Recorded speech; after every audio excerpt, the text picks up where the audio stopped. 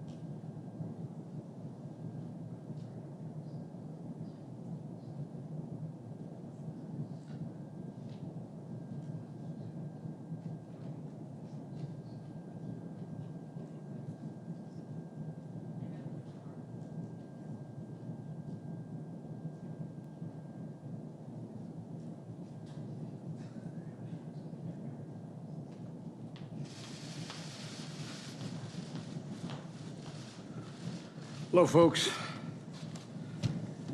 Good afternoon, everyone. Today, for the first time since March of 2020, the American unemployment rate is below 5%. In just 8 months since I became president, in the midst of a grave public health and economic crisis, the unemployment rate is now down below 5% at 4.8%.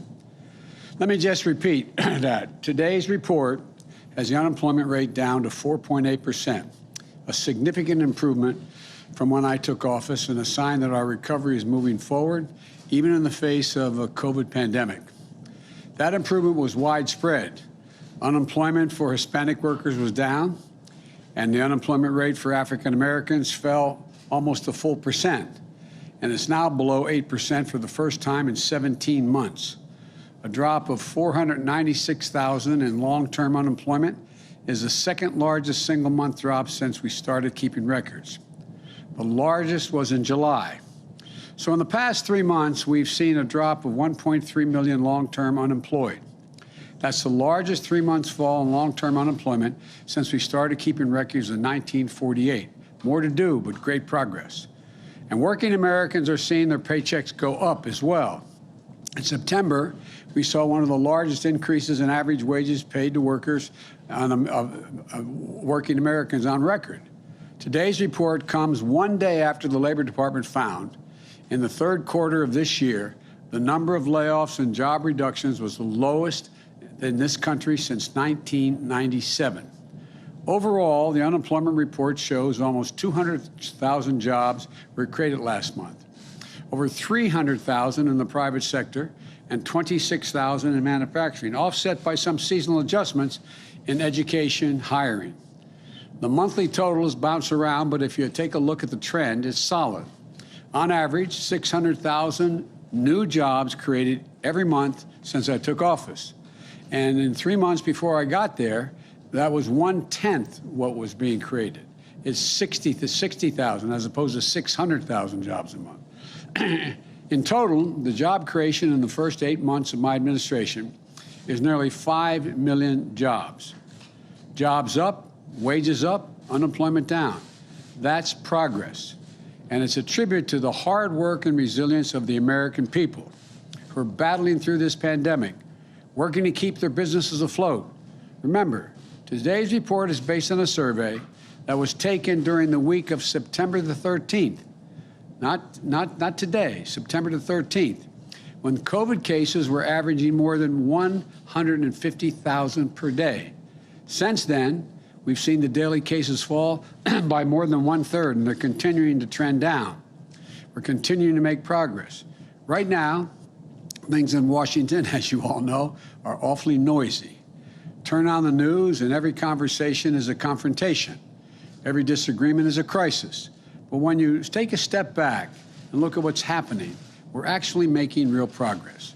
Maybe it doesn't seem fast enough. I'd like to see it faster, and we're going to make it faster. But maybe it doesn't appear dramatic enough. But I, too, would like to, as I said, move it faster. We're making consistent, steady progress, though. And thanks to bipartisan agreements, we're making progress on funding the government and raising the debt limit so people continue to get their Social Security checks, the military continues to get paid, and so much more. We're making real progress on COVID-19 as well. More than 186 million Americans are now fully vaccinated. More than 75% of eligible Americans have gotten at least one shot. And COVID cases are down 40% in the past month.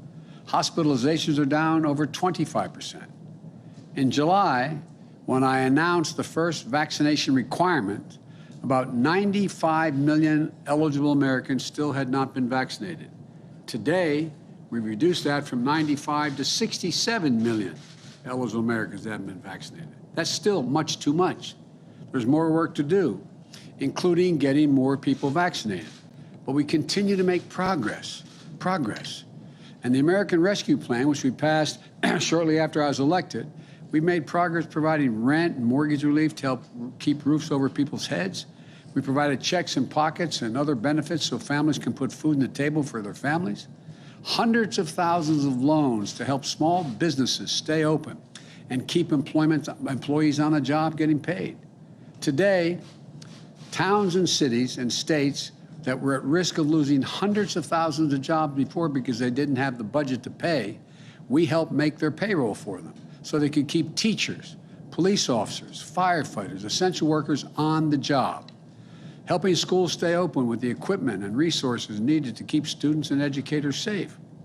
And we finally gave a tax break, I've been looking at this for a long time, to families with children, which, as I speak, is providing monthly checks for more families for 60 million children.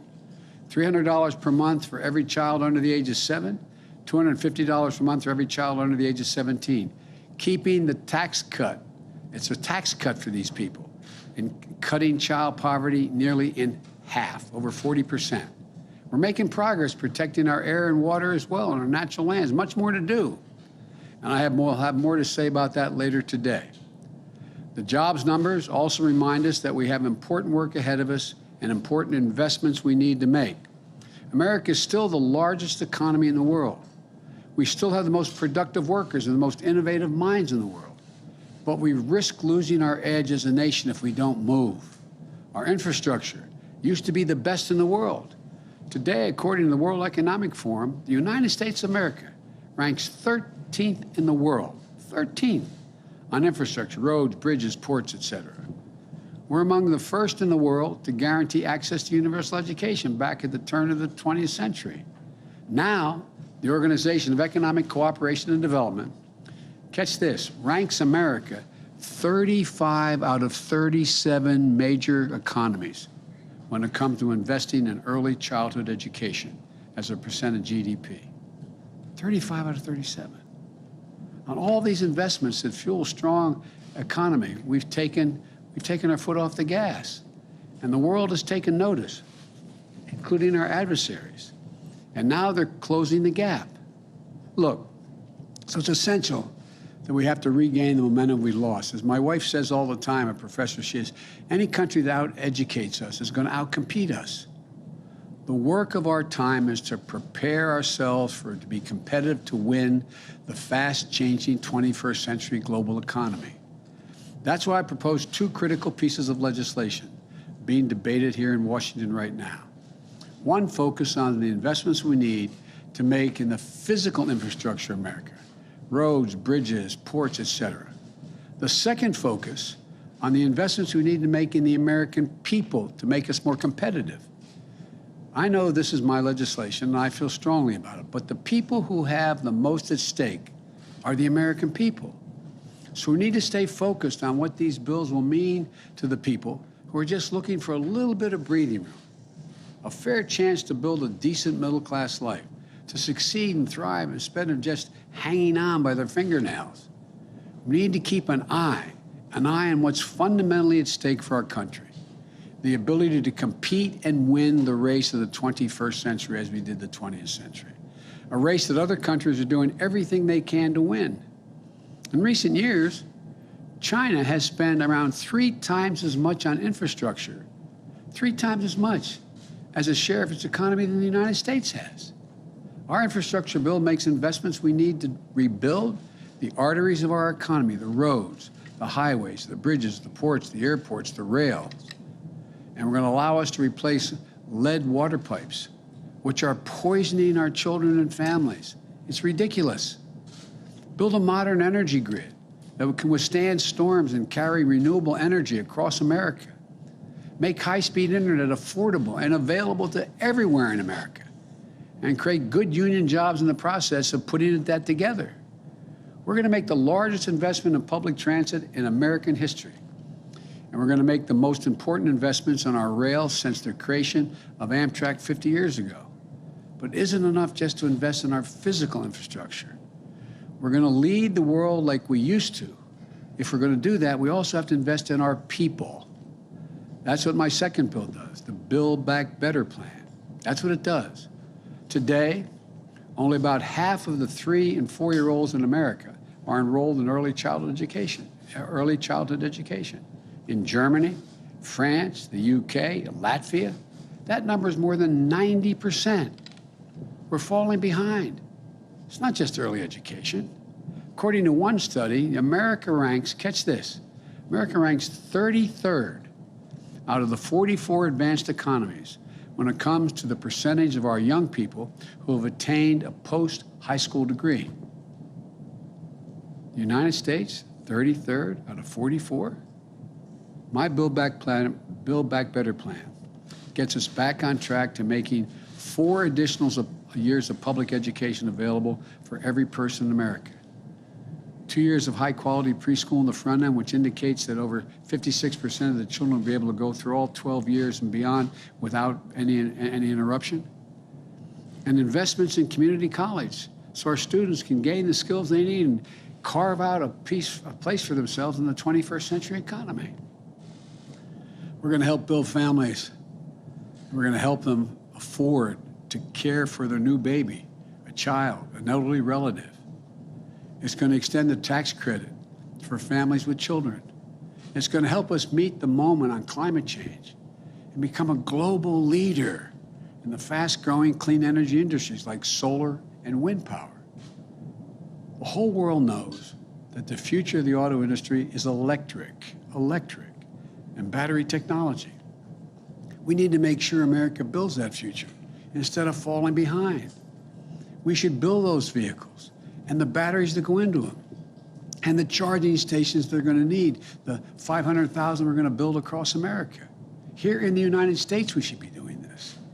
And look, if we get this done, we're going to breathe new life into our economy and our workforce, and we're going to breathe cleaner air at the same time.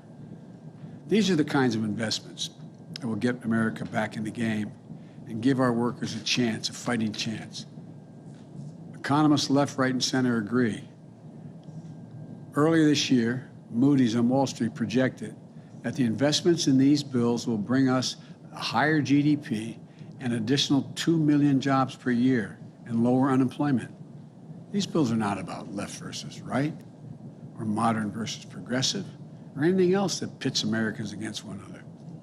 These bills are about competitiveness versus complacency. Competitiveness versus complacency. Opportunity versus decay. They're about leading the world, or whether we're going to let the world pass us by. The American people understand what's at stake here. They understand that when workers and families have a better shot, America has a better shot. Given half a chance, the American people have never, never, ever, ever let their country down. Today, we receive more evidence of the progress we're making. And I know we can make a lot more in the days ahead. I want to thank you, and God bless you all, and may God protect our troops. Thank you very much. What do you say to Americans who want them to go back to work, sir?